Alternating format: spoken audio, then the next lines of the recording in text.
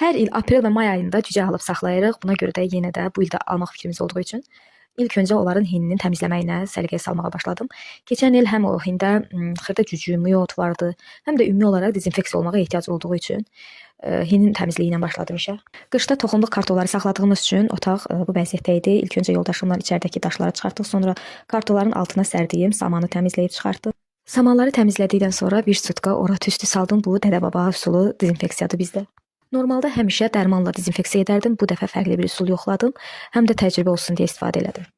Hini tüstülədib qurtardıqdan sonra öz məharətimi göstərməyə başladım. Burada da hinin dağılan yerlərini mala ilə düzəltməyə çalışdım. İndi nə qədərini bacardım bilmirəm. Çünki divarlarda çat yaranırdı və çatın içindən də cücülər dola bilərdi. Buna görə mütləq lazım idi ki, o çatlar dolsun. Çatları doldurduqdan sonra burada da sıra əhəngiyə əritməyə gəldi. Gördüyünüz kimi bərk suxur halında olan əhənglər su ilə təmasa girdikdə, yəni reaksiya alınır və qaynamağa başlayır. Əgər kül formasında alarsınızsa bu olmur.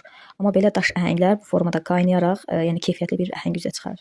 Onu da qeyd edim ki, işim rahat olsun deyə əhəngi bir gecə öncədən islatdım. Burada da süpürgə ilə divarların tozunu alıram ki, əhəng daha yaxşı hopsun divarlara. Göründüyü kimi divarlar biraz his çəkdiyi üçün çətin əhənglənirdi, amma yenə də əlimdən gələni etdim. Bir gecə gözlədiyim əhəng bu formaya gəlmişdi. Buna əlavə su qatdım və ən sonda da həmin əhəngə 1-2 damcı niastol tərkibli zərərvericilərə qarşı olan dərmanla qataraq divarları əhəngləməyə başladım.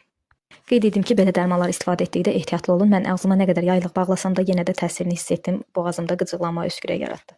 İndi bəlkə deyirsiniz ki, səliqəsiz boyadım. Bura hindi, yəni çox da səliqə vacib deyil. Əsas odur dezinfeksiya olunmasıdır. Amma yenə səliqəli olmağını istəyərdim. Nədənsə əhəng divara yaxşı yapışmırdı. Bir divarların his çəkməsinə görə idi, yoxsa əhəngimi çox sulu idi, başa düşmədim. Və nəhayət bu işimi də bitirdim. Cücələrimizin 5 ulduzlu komfortlu otağı artıq hazırdır.